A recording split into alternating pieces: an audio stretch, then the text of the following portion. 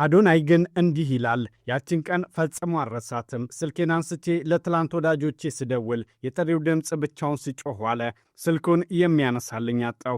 ግራ ገባኝ። ትላልቅ አርቲስቶችና ሙዚቀኞች በደጉ ዘመን የተጻጻፍናቸውን የሰላምታ ቃላቶች ጭምር ከኢንስታግራም ገጻቸው ላይ ድሌት አድርገዋል። አናውቀውም ብለው ካዱኝ። እርዳታቸውን ፈልጌ ስማጸን ስልኩ ጆሮዬ ላይ ተዘጋ።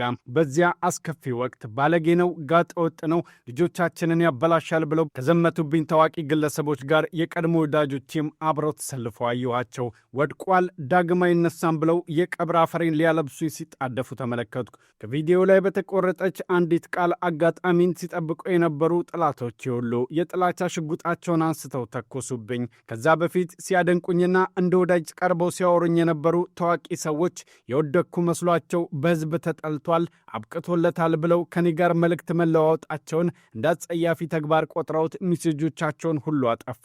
ይባስ ብለው ከጠላቶቼ ተርታ ተሰልፈው አየኋቸው። ያኔ ነገሩ ገባኝ። በውስጤም ፈገግ አልኩ። እኔ እኮ አዶናይ ነኝ። ከመቀሌ ድሎት ወጥቼ የሞላላቸው ቤተሰቦቼን ትቼ ራሴን ለማሸነፍ ገና በለጋ ዕድሜ ስደትን የተጋፈጥኩ፣ በአሜሪካ ጎዳናዎች ላይ ቤት አልባ ሆኜ በብርድ የተፈተንኩ፣ በሱስ ማዕበል ውስጥ አልፌ ራሴን ያገኘሁ፣ ከካናዳ ብቸኝነት የነጠረ ማንነት ያለኝ ጽኑ ሰው ነኝ። እነዛ ከባባድ ወቅቶች የሱስ ጋጋታ ያላጠፋኝ፣ በዲፕሬሽን ብዛት ተደጋጋሚ ራስን የማጥፋት ሙከራዎቼን አልፌ ለዚች ለጥቂት ሰዎች ክፋትና ሴራማ ዓለም በረከክም አልኩ። ከአንደበቴ የማላወጣት የማርያም ስም ትጠብቀኛለች ብዬ ጆሮ ዳባ ልበስ አልኩ። ቤተሰቦቼ የጠላት ሐሜቶችን ሰምተው አዘኑብኝ። የሚያውቁኝ ሰዎች ሁሉ እንደዚህ አይነት ባለጌነህ እንዴ ብለው ተጸየፉኝ። በዛ ሰዓት ብቻዬን ቆምኩ። አዶናይ ግን አልወደቀም። ይልቁንም በክፋት ድንጋይ ላይ የፍቅር ሕንፃ መገንባት ጀመረ።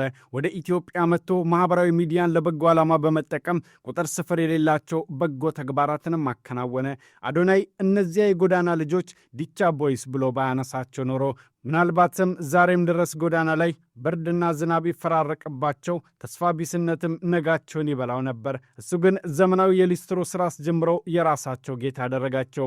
ያችን የቆሎ ነጋዴ ምስኪኗ ነፃነትን አይቶ እጁን ባይዘረጋላት ኖሮ ምናልባት ዛሬም በዝዋይ ጎዳናዎች ላይ ቆሎዋን እያከፋፈለች ድምጿም ታፍኖ ይቀር ነበር። አዶናይ ግን ከጎዳና አውጥቶ የሙዚቃ ኮከብ አደረጋት። ጠያቂ ላጡ የትግራይ ተፈናቃዮች በ24 ሰዓት ውስጥ ከ13 ሚሊዮን ብር በላይ ያሰባሰበላቸው። የሀገር ባለውለታ አርቲስቶችን ከታክሲ ሰልፍ ላይ አንስቶ የሚገባቸውን የክብር ካባ ለበሳቸው። ሀገርን የማስተዋወቅ ብቃቱም ድንበር ተሻገረ። አይሾ ስፒድ ኢትዮጵያ የሚባል ወጣት ፈጥሮ የኢትዮጵያን ስም በዓለም አደባባይ ከፍ አደረገ። ሕፃን አብርሃት ትመስክር የሞዴልነት ህልሟን እንድትጨብጥ እጆቹን ዘረጋላት። ከሁሉም በላይ ደግሞ ማንም ያልደፈረውን የበርካታ ሕፃናትን የልብ ቀዶ ጥገና ለማሳካት ባህር አቋርጦም ሄደ። ገንዘብም ሰበሰበ፣ አሳካውም። ጨቅላ ሕፃናት ዛሬ በአዶናይ ምክንያት አዲስ ሕይወትን ታደሉ። አዲስ ልብ ይዘውም ይተነፍሳሉ። እነዚያ ስልክ የዘጉበት እጆች ዛሬ በጭብጨባ ያጅቡታል። ዛሬ አዶናይ ሌላ ከፍታ ላይ ይገኛል። ትላንት የሸሹት ወዳጆቹ ዛሬ በደጃፉ ቆመው ጓደኝነት ይለምናሉ። ትላንት ስሙን ያጎደፉ አርቲስቶች ዛሬ ላይ ፕሮግራማቸው ላይ ሊጋብዙት ቢያስቡም አዶናይን የሚያዩበት አይን ስለሌላቸው በሐፍረት ዝምታን መርጠዋል።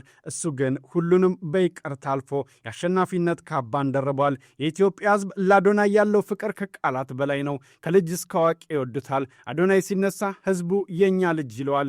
ያቀና ልቡ ለሰው ክፋት የማይመኝ ማንነቱና ያሳለፈው መከራ በመላው ኢትዮጵያዊ ልብ ውስጥ የማይናወጥ ፍቅርን ተክሎለታል። ዛሬ ከ5 ሚሊዮን በላይ ተከታዮች ያሉት የዓመቱ ምርጥ ቲክቶከር፣ የወላይታ ሶዶ ስቴዲየም አምባሳደርና በኢትዮጵያ ተጽዕኖ ፈጣሪዎች ስም ዝርዝር ውስጥ ቁጥር 1 ሆኖ ተቀምጧል።